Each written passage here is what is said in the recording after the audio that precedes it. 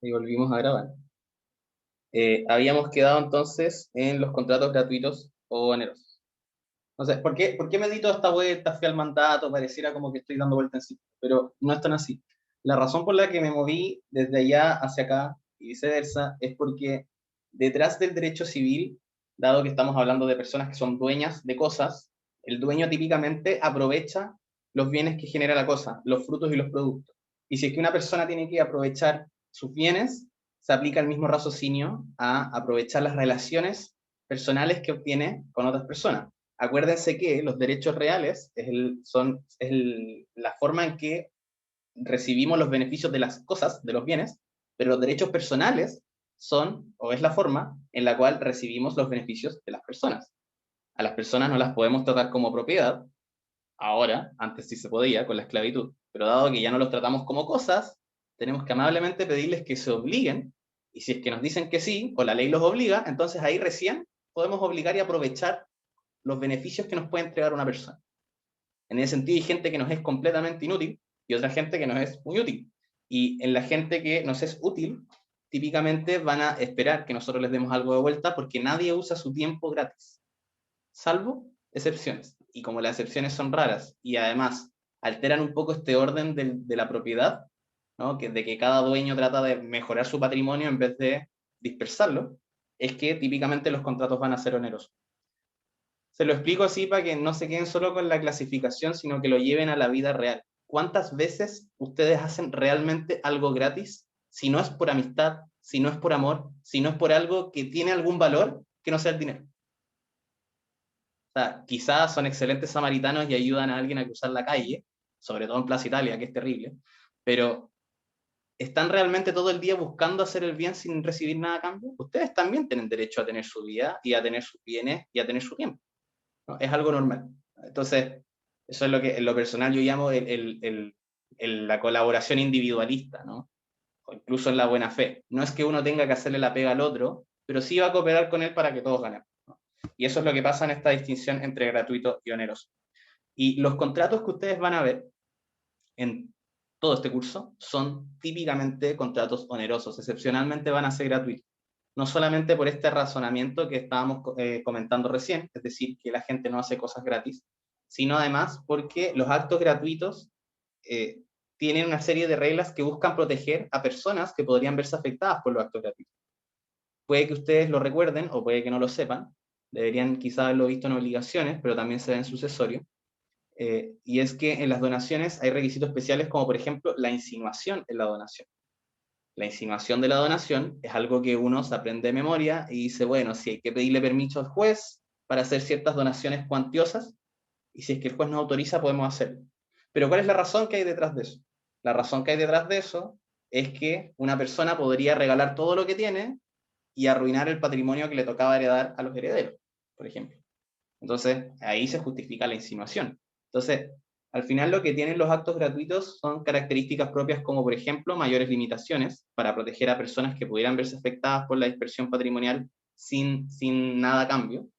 Y también tienen ciertos pesos de gratitud, ¿no? En el sentido de que, por ejemplo, hay ciertas donaciones donde el donante puede revocar la donación a su arbitrio si es que no se cumple con la cosa que se recibe en donación para aquello que se le había donado. O sea, si yo te vendo algo y tú no sabes la cosa para lo que yo quiero que lo sí, es a una abominación, porque la gracia de la compraventa es que tú te haces con la cosa y haces lo que quieres con la cosa. Por eso las prohibiciones de enajenar, por ejemplo, que pueden haberla estudiado con profusión en Civil 4, Civil 3, eh, son excepcionales y solo duran un tiempo.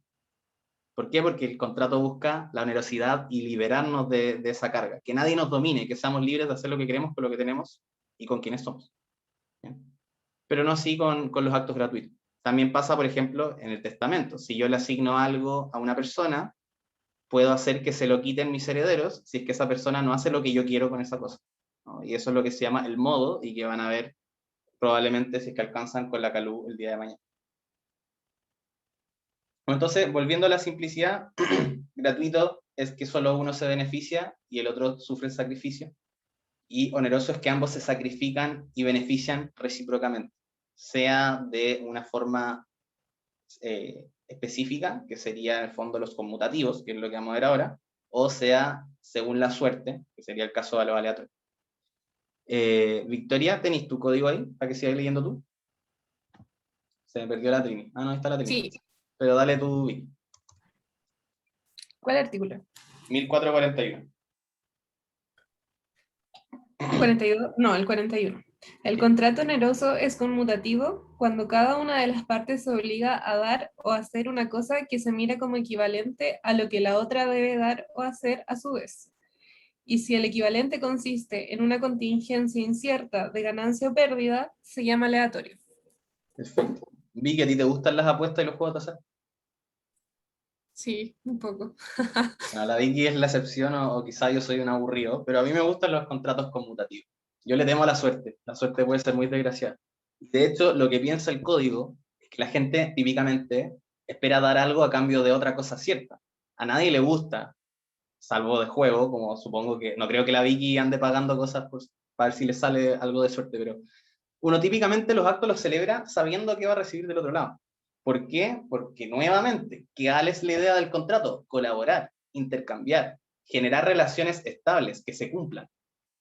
Y la suerte no es que sea siempre ilegal, a veces es ilegal, pero es menos cierta, es menos precisa y es un mayor generador de inestabilidad en las relaciones entre las personas. Porque cuando no hay certeza jurídica, suele haber pugnas, controversias y en el peor de los casos, violencia. ¿Okay? Entonces, a partir de esto, no les digo que la suerte esté mal, sino que la suerte es menos usual en el tráfico jurídico. Lo más usual es que los contratos sean, si es que son bilaterales onerosos, por ejemplo, que sean además conmutativos. Y por tanto van a ver en la compra-venta que típicamente uno compra de forma conmutativa. En el arrendamiento pasa lo mismo, y hay algunos contratos que son los contratos aleatorios que tienen como su pequeño nicho y que eventualmente la suerte podría jugar un lugar más importante. Entonces, ojo ahí también cómo las clasificaciones se conectan, no solo porque existe esta y esta categoría, sino que hay categorías que van a aparecer más en el tráfico jurídico. Y esas son las que, al menos en lo personal, yo esperaría que ustedes manejen de mejor manera. Como por ejemplo los contratos bilaterales, como por ejemplo los contratos onerosos, como por ejemplo los contratos conmutativos. Las otras categorías también son importantes porque nos explican a contrario sensu cuál es la que más nos importa, pero las más importantes son las que les menciono. Vamos con el 1442, Vicky.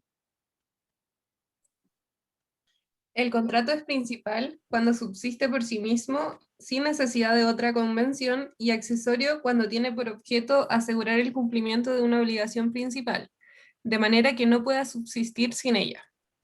Perfecto. Entonces, la clasificación principal accesorio, como pueden ver ustedes, depende de si es que existe otro contrato, primero, y cuál es la función que cumple este nuevo contrato del otro. Pueden haber dos contratos en una misma hoja. En una escritura pública, por ejemplo, puede haber un mutuo hipotecario, por ejemplo, una compraventa con mutuo hipotecario.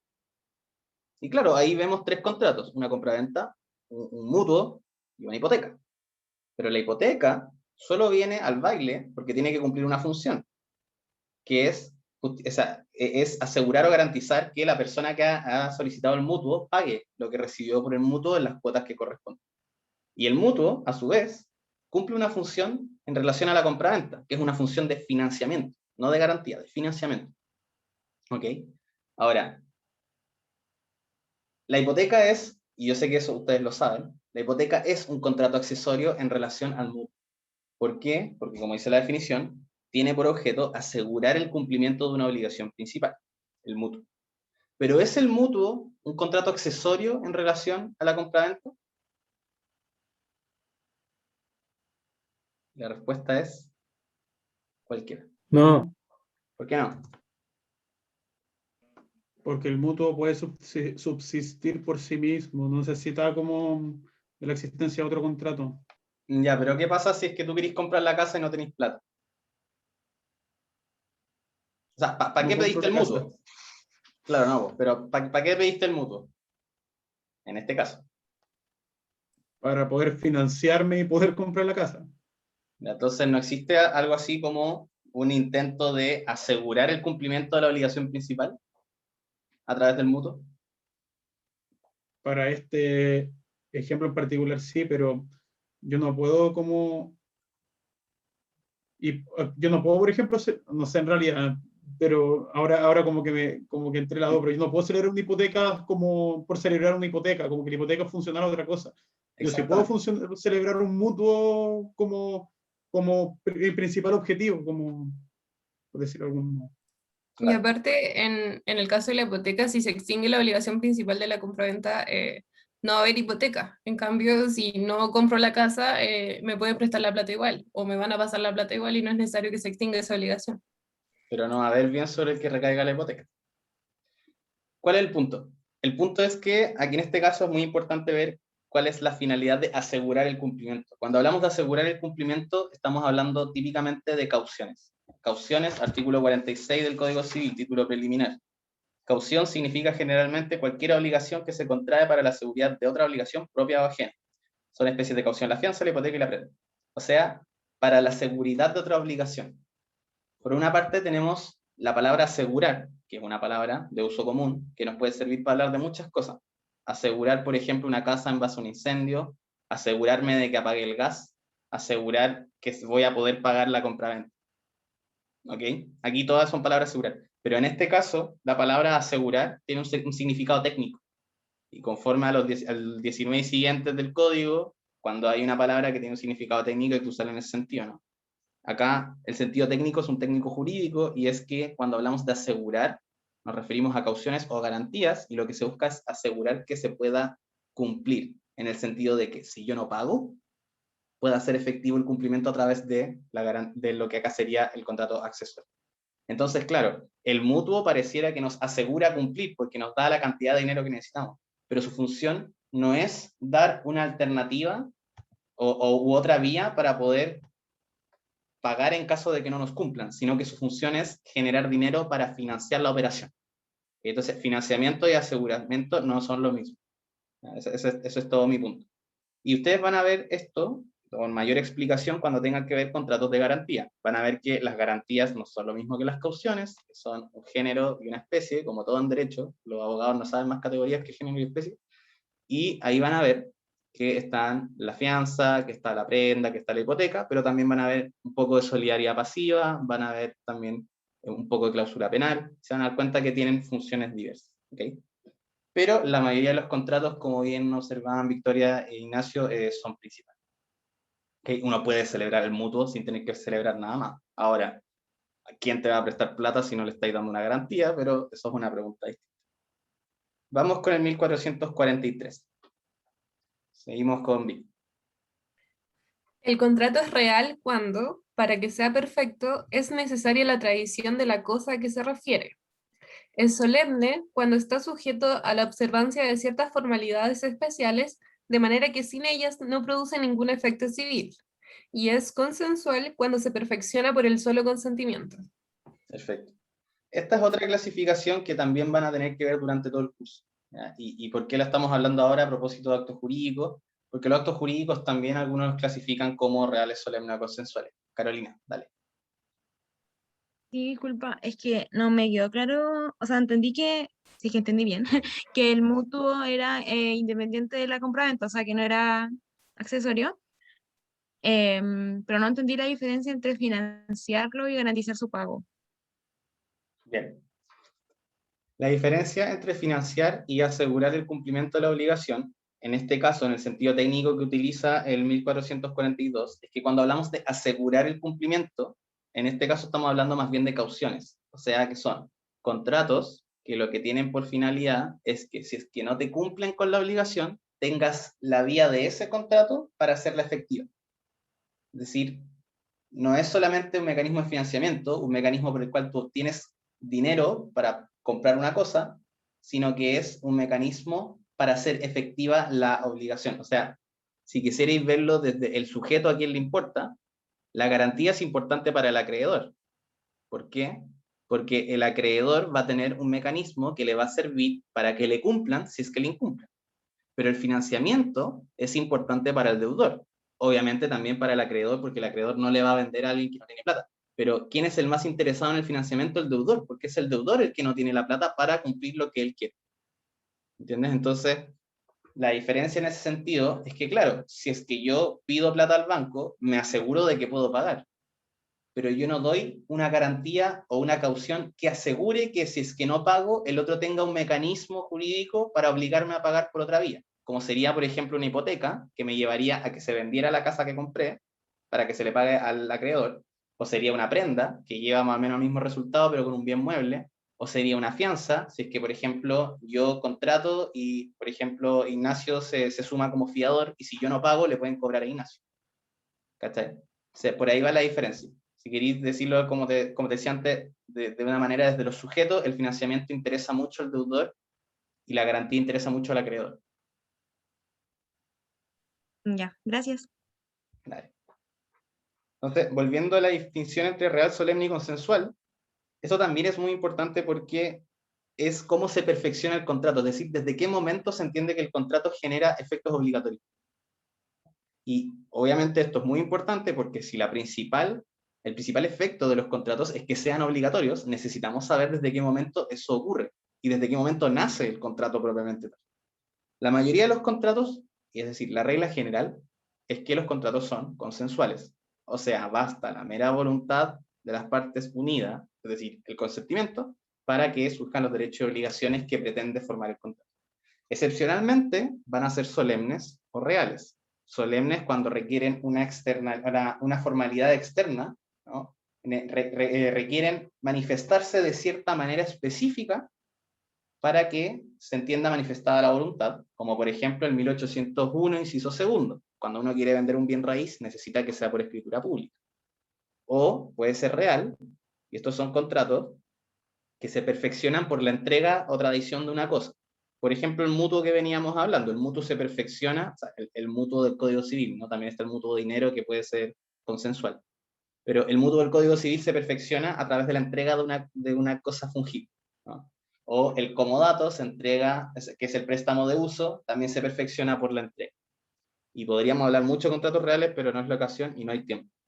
Pero lo importante es que distingan entre estos tres contratos y van a ver con mucha facilidad que durante el curso vamos a ver principalmente contratos consensuales, pero que cuando son solemnes, consensuales o reales, se comportan distintos. O sea, por el hecho de que se perfeccionen de manera distinta, típicamente van a traer un conjunto de derechos y obligaciones distintos entre acreedores y deudores. ¿Okay? Y aquí, solo por dar un ejemplo, en los contratos reales, como la base del contrato real está pensada en la entrega de una cosa, es decir, que el dueño, típicamente el dueño, pero el dueño entrega una cosa suya a otra persona que no es el dueño, esa otra persona suele adquirir deberes de custodia, sea o no un depósito. O sea, si yo te presto una cosa, yo espero que la cuides. Y ese principio básico que uno utiliza todos los días cuando le presta algo a alguien, como cuando prestas el encendedor y desaparece por siempre. Pero uno presta pensando, ese tipo me lo va a devolver cuando yo se lo pido, supongo. O al menos lo va a cuidar. Lo mismo cuando uno presta un libro, lo mismo con lo que sea, ¿no? La gracia de los contratos reales, entre muchas otras cosas, reside por ahí, y eso no es algo que venga como ipso facto con los contratos consensuales, no siempre es así en los contratos consensuales, porque la base del contrato consensual es la voluntad y no la entrega de una cosa por parte de una persona a otra.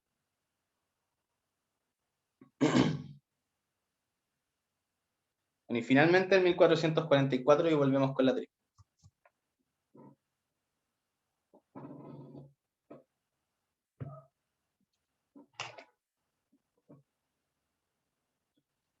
Si la Trini vuelve con nosotros. Aquí estoy. Ah, no, te decía el 1444. Ah, yo pensé que había dicho como Vic, como diciéndole a la Victoria en vez de Trini. Ya, 1444. Se distinguen en cada contrato las cosas que son de su esencia, las que son de su naturaleza y las puramente accidentales. Son de la esencia de un contrato aquellas cosas sin las cuales o no produce efecto alguno o degenera en otro contrato diferente. Son de la naturaleza de un contrato las que no siendo esenciales en él, se entienden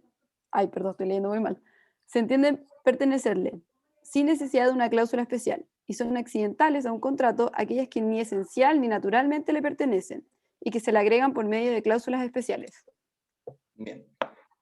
Lo que nos acaba de leer la Trini, que es el artículo 1444, nos ayuda a, yo lo veo de esta manera, como a desmenuzar el contrato.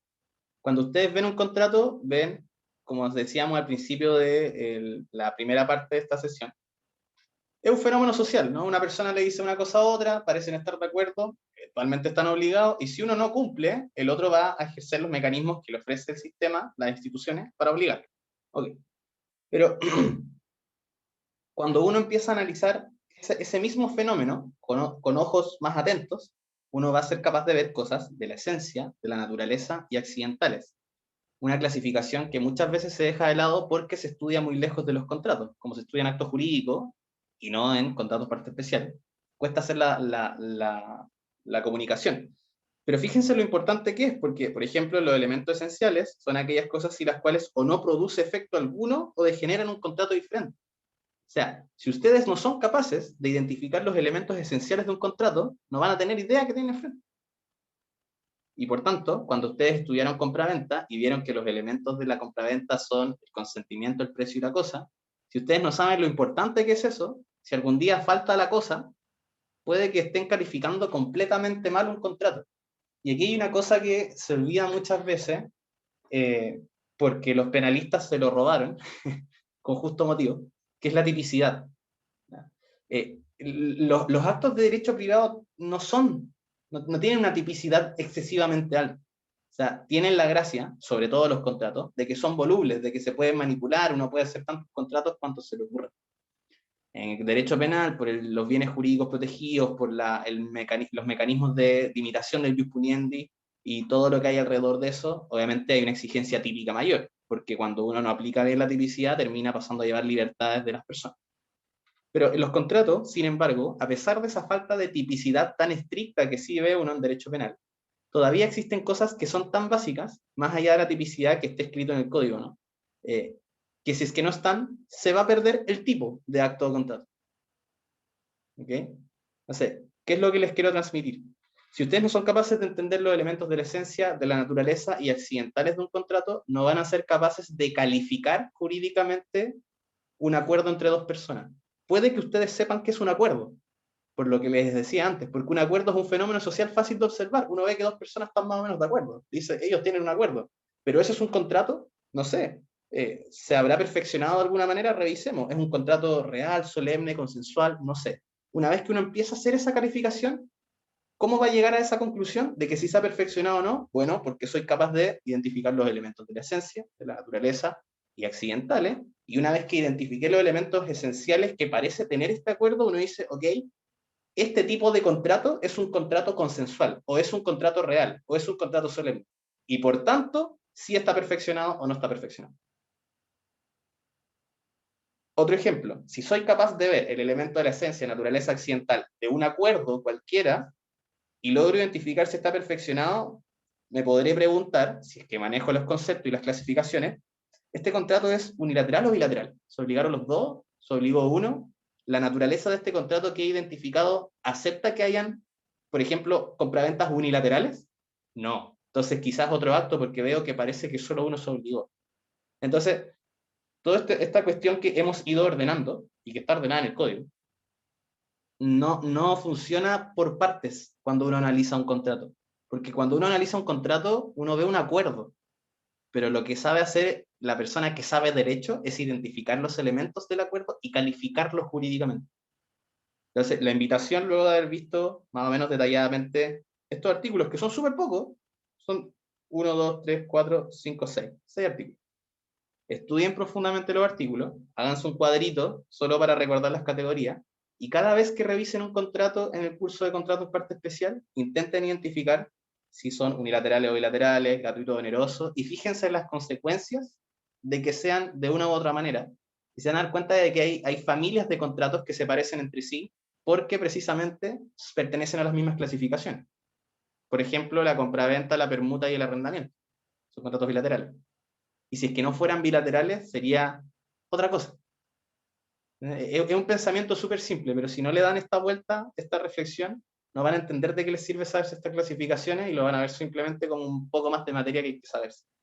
Y en la vida real, o sea, si ustedes empiezan a ejercer, como hablábamos antes, como unos felices abogados corporativos o incluso también en el mundo de los litigios, tienen que saber calificar jurídicamente. Y solo saben calificar jurídicamente si saben las clasificaciones. ¿Bien? eso sobre clasificaciones. No sé si les quedó alguna pregunta, alguna duda, alguna idea.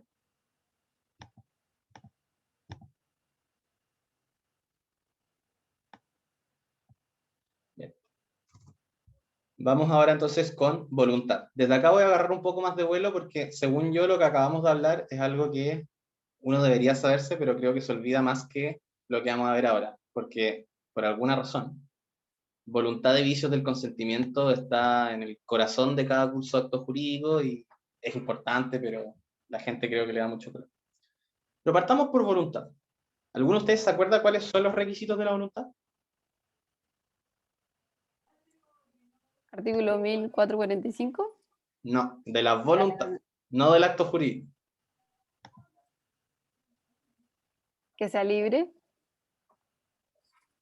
O sea, sin ninguna fuerza que lo obligue. O sea, Esos que son los vicios del consentimiento. Tratemos de seguir las categorías tradicionales de un manual clásico de acto. La voluntad tiene dos requisitos.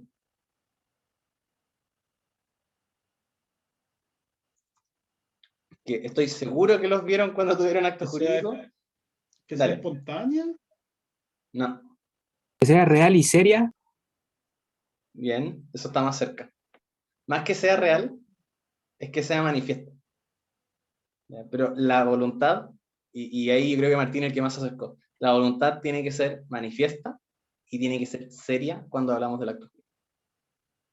Esos son dos requisitos que a uno se le olvidan, porque como que no le dan mucha bola cuando uno lo revisa y está en Civil 2 porque todavía no entiende que la voluntad es verdaderamente el piso mínimo de todo el derecho privado. Pero efectivamente, manifestación y seriedad. ¿Y en qué consiste que sea manifiesta? Consiste en la idea misma del acto jurídico. Es una conducta exterior que podemos calificar jurídicamente de cierta manera y que una vez calificada puede llevarnos a la conclusión de que es una conducta que pretende crear, modificar o extinguir derechos y obligaciones. Eso es un acto jurídico. Y como en el acto jurídico la voluntad es el primer elemento que uno analiza, esta voluntad tiene que ser manifiesta, la misma definición lo dice. Pero además la voluntad tiene que ser seria, porque uno puede realizar muchas conductas interpretables de distintas maneras, pero solamente las conductas que uno realiza con la intención verdadera de que signifiquen algo, en un sentido en el cual se observa inmediatamente que el acto jurídico es también un acto comunicacional. Uno puede pensar muchas cosas en su cabeza, puede tener muchas voluntades, pero si no las manifiesta no van a ser actos jurídicos. Sea que las manifieste a través de un acto concreto, como decir yo compro este bien, sea que lo haga a través de un acto tácito, como cuando tomo el bien y le entrego el dinero a la persona que lo está vendiendo, o sea a través del silencio, cuando por ejemplo, una vez que recibo una cantidad de dinero y alguien se lleva una cosa, yo no reacciono en absoluto. Y ese es un ejemplo quizá muy malo porque el silencio es muy excepcional, pero el punto ¿cuál es? El punto es que tiene que haber una manifestación de voluntad, sea expresa, sea tácita, sea a través del silencio cuando sea la ley, las partes o el juez el que le ha dado valor a ese silencio como aceptación o consentimiento. ¿Sí? Entonces, como primer paso, y si quieren eso anótenlo porque puede que se les haya ido, la voluntad tiene que ser manifiesta. Y el segundo paso, la voluntad tiene que ser seria, es decir, tiene que existir una intención real de obligarse de que aquello que uno haya dicho tenga efectos jurídicos, no que sea solamente una afirmación que uno haya hecho. Por ejemplo, les muestro mi código, que digamos que está bien a mal traer, está horrible, nadie lo querría, y a pesar de que es evidente que nadie lo querría, la Vicky me dice, te lo compro. Y yo le digo, bueno, y se lo vendo al precio que yo le digo, y después le ando cobrando el código cuando se lo dejo en la puerta de su casa, por distanciamiento social. Eso evidentemente es absurdo. O sea, el ejemplo es malo y ustedes deben pensar por qué estoy escuchando esa estupidez. Pero es que ese tipo de cosas, menos burdamente, pueden pasar. Por ejemplo, y ahora un ejemplo más de la vida real. Imagínense que hay un contrato de abastecimiento de una empresa a otra y durante años una empresa a la otra le lleva, no sé, digamos que es una empresa de gas. La empresa de gas le lleva 1000 cilindros de gas todos los 15 de cada mes. Y hay un mes en el cual le deja de llevar 1000 y le empieza a llevar 900. Por una razón que no se explica. Y durante 3 meses, 4 meses le lleva 900 y el otro nunca se queja. hasta que en otro mes el tipo le lleva los 900 y lo otro le dice, llevas meses incumpliéndome, estoy aburrido, te voy a cobrar todo con perjuicio. Digamos que la persona que traía el gas no estaba cobrando la cantidad de los 1000, sino que solo cobraba los 900. En ese caso, uno podría decir, bueno, ¿en qué momento cambiaron de opinión? ¿Cuándo cambiaron las circunstancias del contrato? Un contrato que al parecer claramente decía que el tipo que traía el gas tenía que traer 1000 galones de gas y el otro tenía que pagar los 1000, y de la nada el que traía 1000 empezó a traer 900 y el otro solo a pagar 900. Uno diría, claro, el contrato nunca cambió y por tanto sería injusto que esta persona que traía los balones de gas y trajo menos no pague. Pero ¿cómo no va a ser injusto también si es que el que supuestamente estaba afectado nunca demostró haberlo estado, nunca le informó a la otra parte, llevando a una situación de legítima expectativa de que el que traía menos entendía que el otro aceptaba que trajera menos? Entonces, ¿voluntad manifiesta? Sí, pero tras del silencio. Y que es un caso en que típicamente el juez podría ser alguien que lo puede determinar. Porque no hay convención de las partes y la ley tampoco lo podría presumir. Entonces, voluntad es manifestación y seriedad. Y a partir de eso pasamos, ahora sí, a los otros requisitos que tienen que ver con la validez. Cuando uno revisa el 1445, uno observa que entre los requisitos está que el consentimiento se encuentre exento de vicios.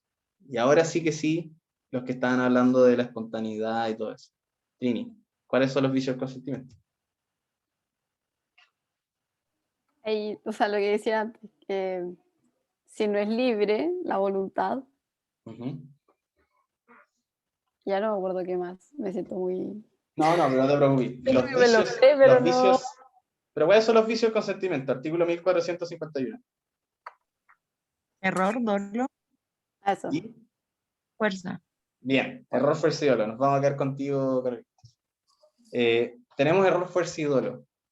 Y estos son los vicios del consentimiento que están regulados en el 1451 y siguiente. Son errores de hecho, no de derecho. ¿Por qué? Porque el 1452 dice que el error de derecho no vicia el consentimiento.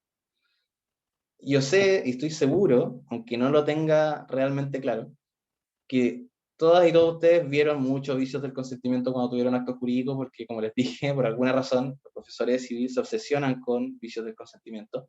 Y sí, es importante entenderlos, pero no, nunca van a ver un caso de error, nunca van a ver un caso de fuerza y nunca van a ver un caso de dolo, salvo excepción. Entonces, no me voy a detener particularmente en esta parte, porque no es algo que sea particularmente funcional al curso en que están ahora, pero sí hay que hacer una explicación institucional de por qué tenemos los vicios del consentimiento. Y la justificación de por qué existen vicios del consentimiento es precisamente porque la voluntad tiene que ser libre, no puede estar constreñida y tiene que estar informada. Y por tanto, la libertad, por una parte, y la información suficiente, por otra, son los bienes jurídicos protegidos a través de los vicios del consentimiento. Porque los vicios del consentimiento son mecanismos de protección de la voluntad. No son instituciones que venimos y aplicamos porque están ahí nomás. No, se aplican porque queremos proteger la voluntad. Al punto de que, como es una herramienta de protección de la voluntad específica y particular, cuando vean nulidad van a ver que los vicios del consentimiento dan lugar a la nulidad relativa, que puede ser ratificada por las partes y por tanto se puede sanear, si es que se hace dentro de los 4 años o antes de que prescriba la acción de nulidad. Entonces, error, fuerza y dolo, también repáselos del código. Yo creo que no hay mucho más que les pueda agregar repitiéndoles los que salen en el código, y no es particularmente importante para este curso. Así que voy a seguir avanzando con otros temas también por razón del tiempo. Pero en este punto solo quería preguntar si es que alguien tiene alguna pregunta sobre vicios del consentimiento, algo que nunca haya entendido el vicio del consentimiento o cualquier cosa que les incomode el vicio del consentimiento antes de seguir a formación del consentimiento.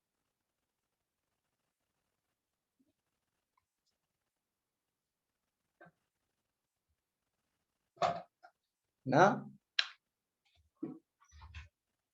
Bien. Entonces, todo este rato vengo repitiendo la palabra consentimiento, pero no la hemos definido. A pesar de que yo sé, que todos ustedes saben, que el consentimiento guarda una estrecha relación con la voluntad. Ahora, ¿qué es el consentimiento propiamente tal? El consentimiento es el nombre que recibe la unión de dos voluntades de personas distintas que generan finalmente la base de lo que es el acto jurídico. Dado que el acto jurídico es una manifestación de voluntad, cuando las dos manifestaciones de voluntad se unen y generan el acto, van a tener el consentimiento. Entonces, vicios del consentimiento se estudia junto a voluntad, porque es la voluntad de las dos partes en conjunto la que se ve afectada cuando el vicio es del consentimiento, y vicio de la voluntad cuando es solamente uno el que se ve afectado. Ahora, en doctrina le dicen indistintamente vicio de la voluntad y vicio del consentimiento, pero en rigor debería hacerse esa distinción. Y así como la voluntad o el consentimiento puede estar viciado, es decir, Perdón que te interrumpa. ¿Cuál era la distinción entre cuando es una voluntad es vicio del... o sea, eso, la distinción entre uno y otro. es una distinción de pura maña. El consentimiento son dos voluntades juntas. La voluntad es una voluntad. Entonces, cuando decimos vicios del consentimiento, diríamos en el fondo que se está viciando ambas voluntades. Por eso algunos dicen que en rigor son vicios de la voluntad, porque la mayoría de las veces es una persona la que sufre el error, la fuerza o el dolo. Ah, ya entendí, ya entendí. ¿Sí? De hecho, en el dolo tiene que ser producido por la otra parte, entonces ahí evidentemente es uno solo. Pero es un tema de palabras más que nada, o sea, al final no es mayormente relevante.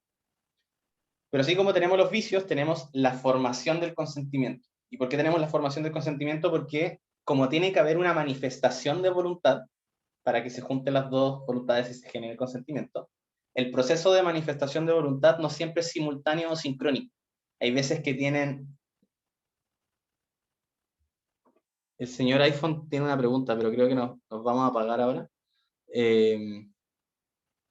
Les mando el link enseguida y retomamos ya para la tercera y última parte de la sesión, para que no la alarguemos por sí.